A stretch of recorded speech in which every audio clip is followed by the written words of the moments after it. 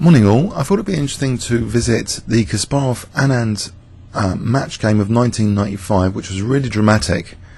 It was game 10. So why was game 10 really dramatic? Well, first of all, what about this match in 1995? It was held in New York City.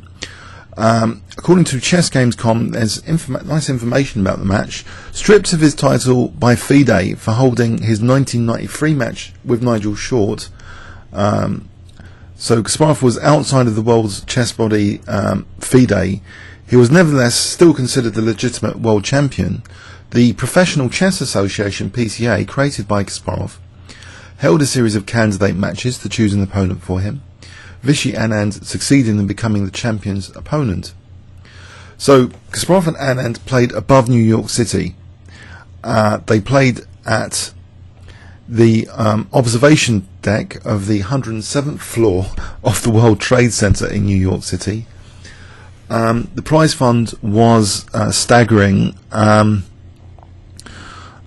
$1,500,000 US dollars, so $1,500,000 US dollars, with 2/3 for the winner. 10% of the fund would go to the PCA. In the case of a tied match, Kasparov would retain the PCA title. The prize would be split. The match was to last 20 games, so only 20 games instead of the traditional 24, so each game is much more critical. Each game played at 40 moves in 2 hours, then 20 moves in an hour, followed by 30 minutes to complete the game. No timeouts, no adjournments.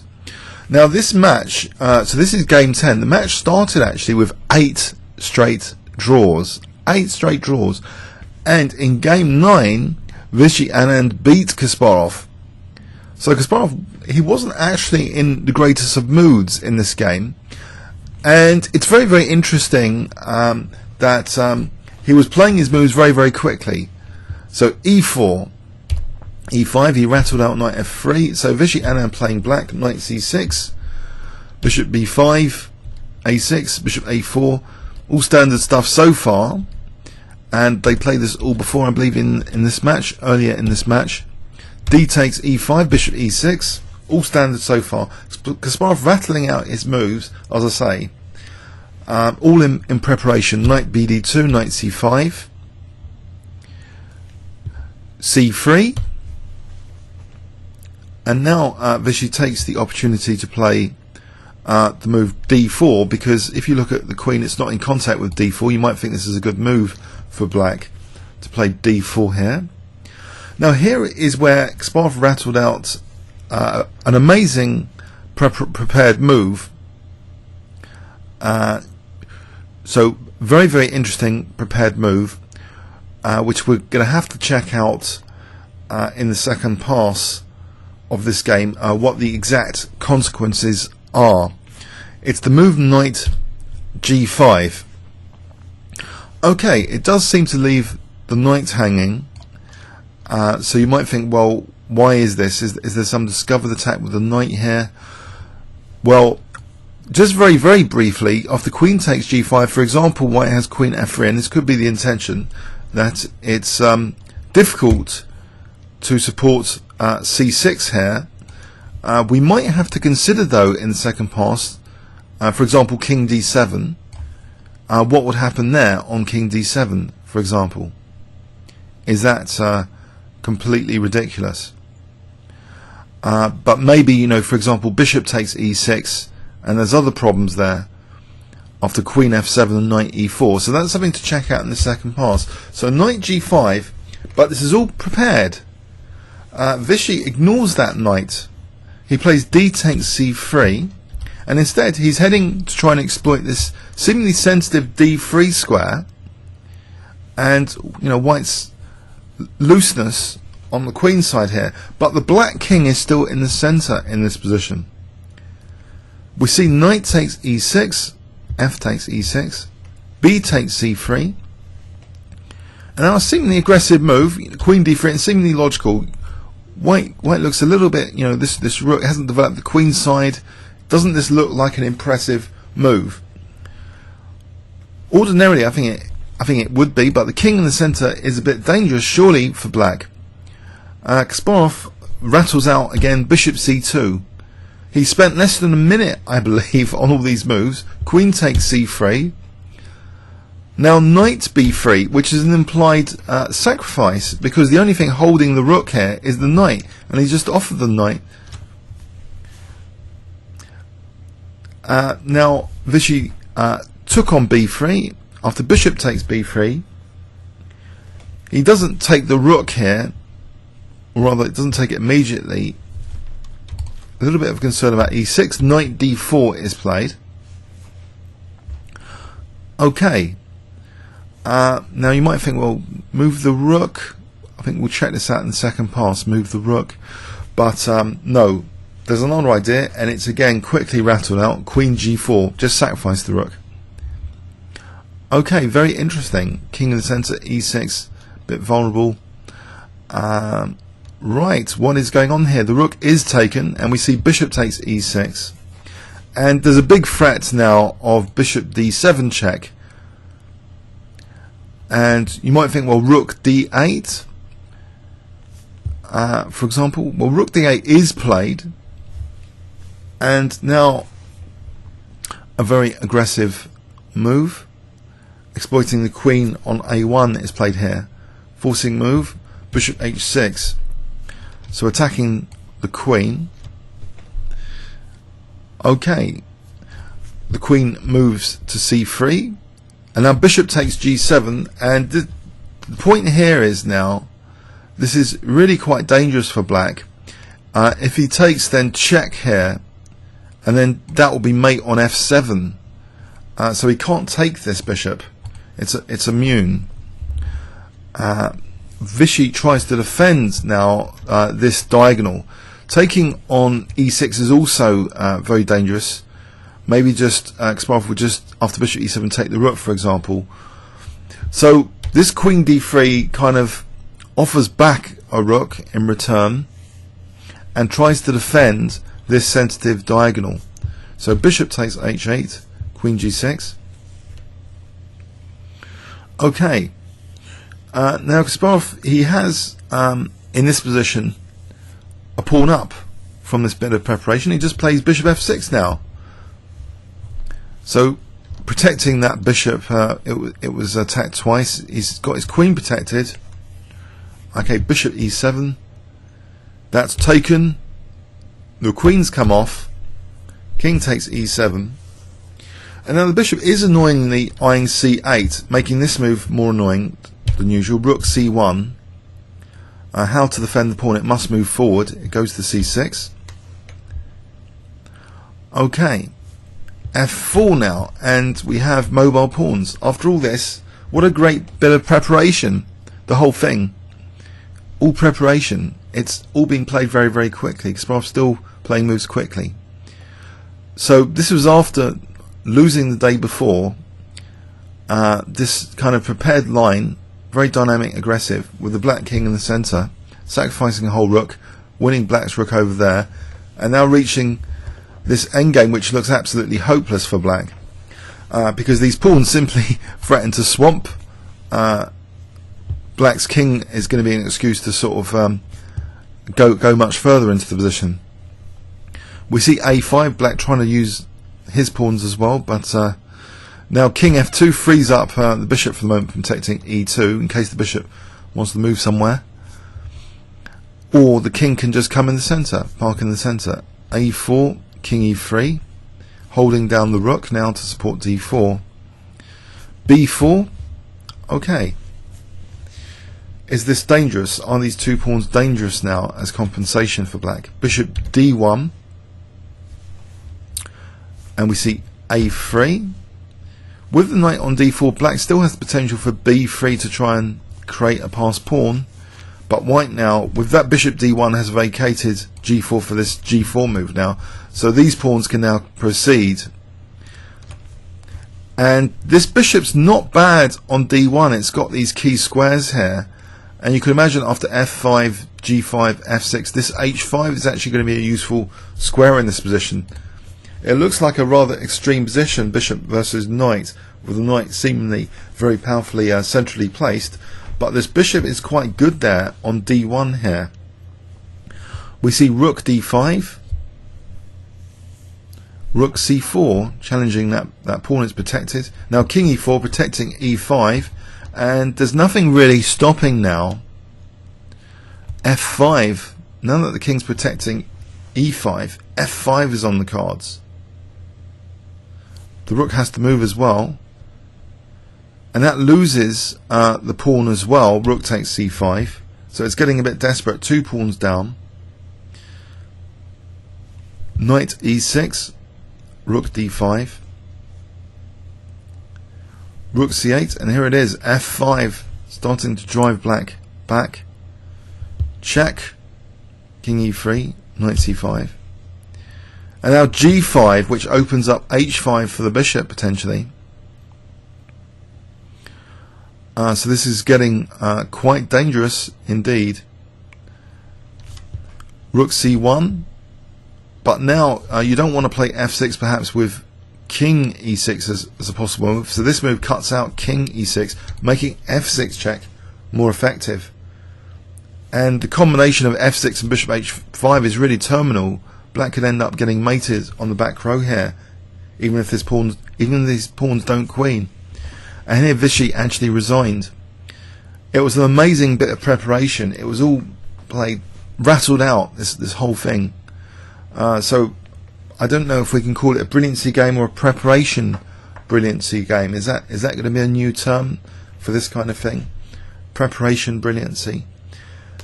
Yes, it was sacrificing a rook. It was and then winning another rook and just ending up a pawn up. But that end game was also, it seems, the bishop was absolutely triumphing there.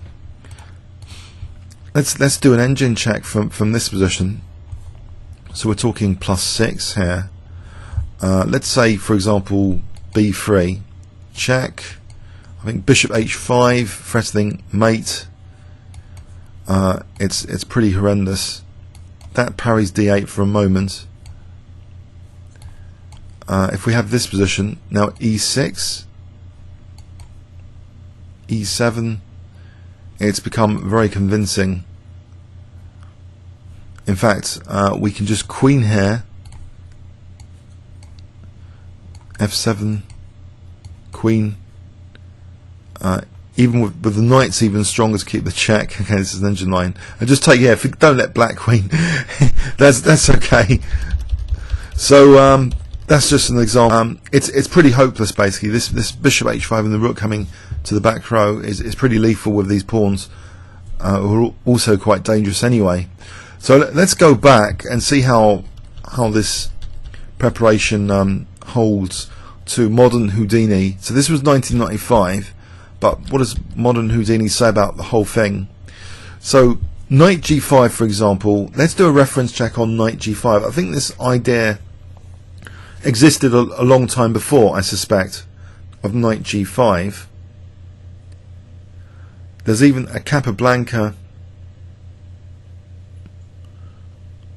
No, hold on. I'm just doing a reference check. Okay, just still building the reference tree.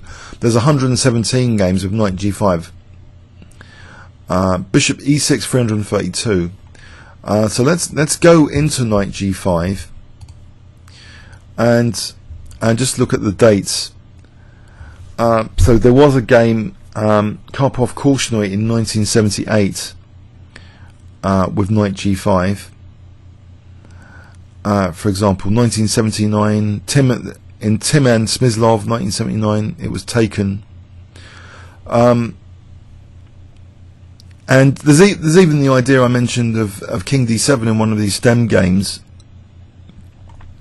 So I wonder, pardon me, if we should look at that with engine view or not. Just to quickly look at queen takes g5.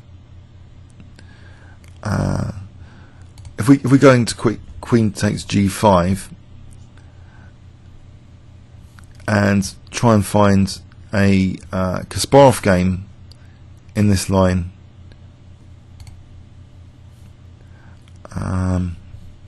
okay, Kasparov against Shirov in 2001 later had this line, so that was later it kind of worked out. Queen f3 here, Shirov just castled queenside. and we saw taking on c6. Shirov seemingly getting a nice show of the centre, but his king side looks a bit vulnerable. Oh, he's giving up a piece. Very dynamic game indeed. Very crazy game in this line. So how did Kasparov use his extra piece here? It seems he's got pressure on d4, so he managed to convert his extra piece. Okay, and here Shirov resigned. So that's one sharp encounter. You might wonder about this king d7. I do. For example, what would happen on king d7? Do we have an interesting example of king d7? On queen f3, okay, so king d7 hasn't got any major exponents. The main move is actually castling queenside with 64 games. Bishop to d7 is 6 games. King d7, sorry, king d7 6 games. Bishop d7 is 9 games. So king d7, there's not too many high-level encounters. Karyakin against Ariba Lopez in 2003, though, is interesting. That actually king d7 might be playable. So knight e4 here is the move. Knight e4, double attacking the queen, and the black king in the centre maybe is just enough compensation here for white to have a good game. So this actually ended up in a draw on move 77, Karyakin against Ariba Lopez, 2003. Okay, so let's go back into the game. So in the game we saw actually d takes c3, knight takes e6, f takes, b takes c3, queen d3 looks, it's given us one of black's better moves in the circumstances. I think this was a new move at the time. The usual move here was actually, well, there was queen f3 as a move, knight d2 to f3, but bishop c2 I think has only been seen from this year at high level games, 1995. This is the start of seeing bishop c2, so initiating this rook sack, basically implication. Queen takes c3, so knight b3. So what is actually going on here? If we play a move like rook d8, doesn't that just surely fall victim to queen h5 or not? Queen h5 g6, it might not actually be that bad. Actually there's bishop d2 here, believe it or not, which might be better for white. So not queen h5 but bishop d2. So what else can black do in this position? Well, okay, let's look at the game continuation. Knight takes b3, bishop takes b3, and the engine's not that attracted to immediately taking the rook.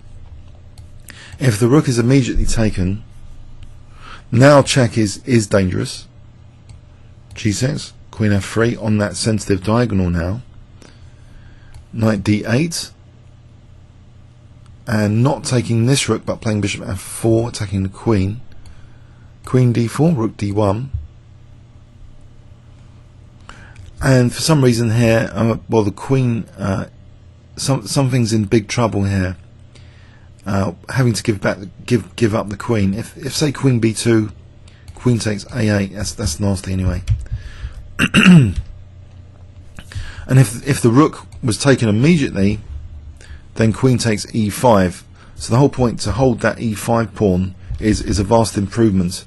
So after knight d8, not taking the rook immediately, but rather bishop f4, taking time to win that rook, less controversially. And even if black tries to hold on to attack that pawn, just spending another move to kick the queen here, and this is crushing now. Before departing here though, let's have a look at queen a7 protecting the rook. Bishop g5, and this is still really bad, even though white's a rook down. What's the immediate threat? I think it's queen f6, or rook takes d8 and then queen c6, check, is the immediate major threat here, which makes black's position difficult. Now if c6, bishop takes d8, and this is a big problem. Say rook takes d8, we can take here, and it's pretty horrendous for black. So queen a7, just holding on to the rook here doesn't help either. Basically, this powerful bishop g5 in this position creates numerous threats. So bishop e6, rook takes d8, and queen c6 check. The black king stranded in the center. Intuitively, one thinks is a little bit dangerous. Okay, so knight d4 was played here, and we see the move queen g4. So what is going on here? The engine is not actually now convinced with queen takes a1 here, but it's probably not convinced with black's position anyway. If say bishop e7 trying to castle, rook b1, and we have bishop b2 now surely as a threat to just skewer queen and knight. So say queen d3, bishop e3. This position looks good for white. Okay, so Vishy went in for this at the time. He went in for queen takes a1. After bishop takes e6, major threat, bishop d7 check, and bishop e3 major threat here if black didn't react to that. So this is looking nasty. We see rook d8 defending against bishop d7. You might think, well, what if knight takes e6? That's much clearer cut. Check, and bishop g5 hits the queen and e7, and that's pretty hopeless.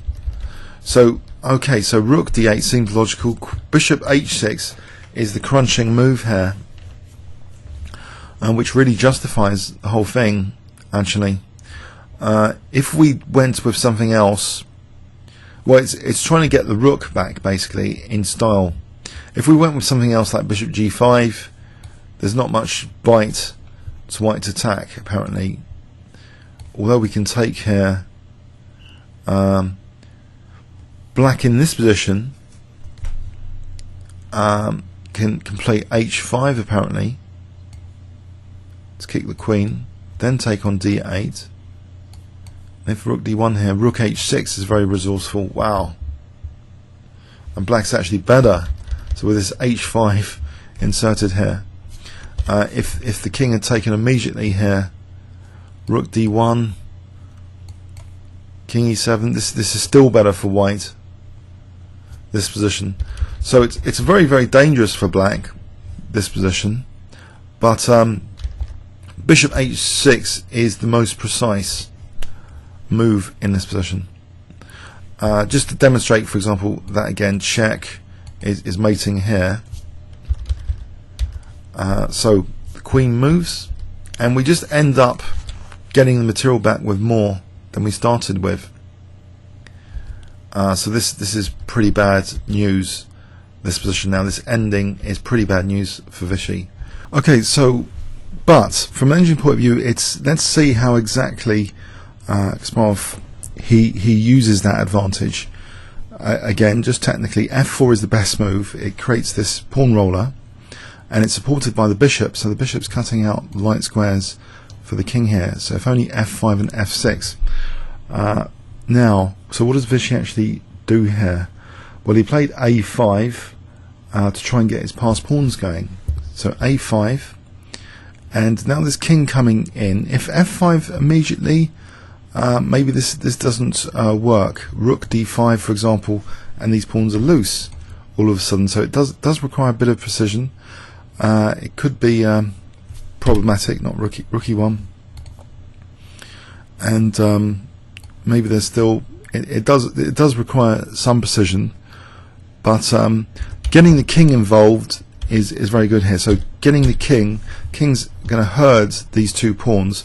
So this may be the strongest move in the position, and the engine likes it. Getting the king simply to the center, putting pressure on the knight as well. The c pawn is having trouble here with this rook on c1.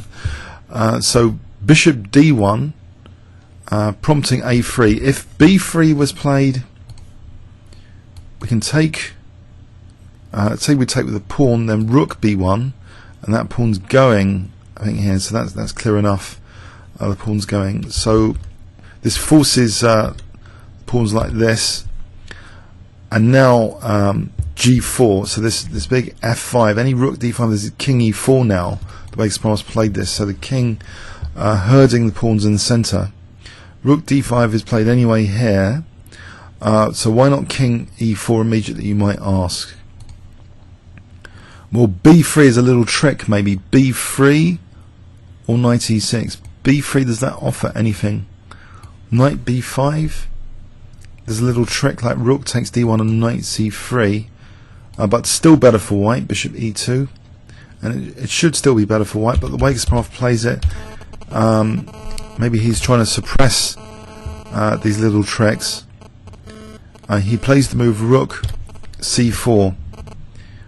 Okay, now if b3 was played here, a takes, a2, we have rook a4,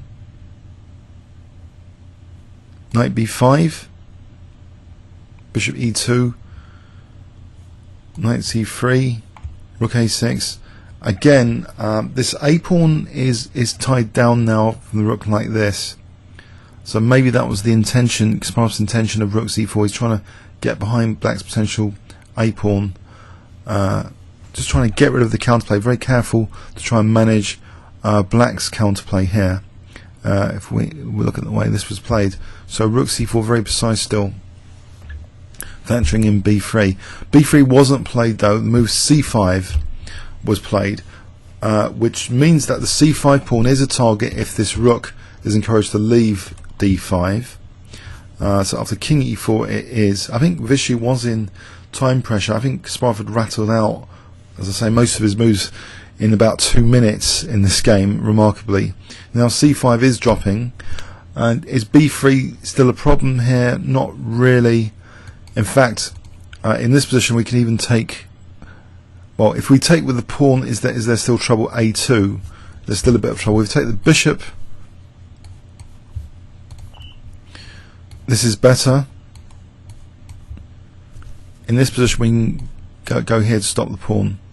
Okay, so in all cases the pawn has to be managed still, but now white's pawns can start to make their presence felt pretty shortly. Knight e6, and we see rook d5. That was a double attack on the rook and the bishop, so double defense with rook d5. Knight c5 check is an interesting engine move. I don't think it really does anything. Once we take, we allow rook takes d1. Okay, let's go with rook c2 or rook b5 is sufficient. So, okay, maybe a little bit of counterplay to factor in still, but not too much. After f5, check, king e3, and black's been driven back again. Knight c5. Okay, so here the move g5 means that bishop h5 is now possible, and we're reaching the end of the game here, because also white wants to play f6 as well, and his next move makes f6 a lot more effective. Rook d6. In fact, f6 is possible as well, even without rook d6. From the engine point of view, if we go king e6 here, apparently check, and f7, and this is still winning for white. But rook d6 is good as well. So in this final position, as we saw, it's pretty hopeless. Numerous threats, f6 and bishop h5. So a bit of a preparation masterpiece there.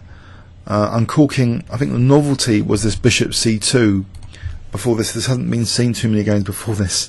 Can't find many before this year. So this started the bishop c2 innovation. Very powerful innovation, just when Kasparov needed it in the match to equalise the score straight away in game 10. Okay, comments or questions on YouTube? Thanks very much.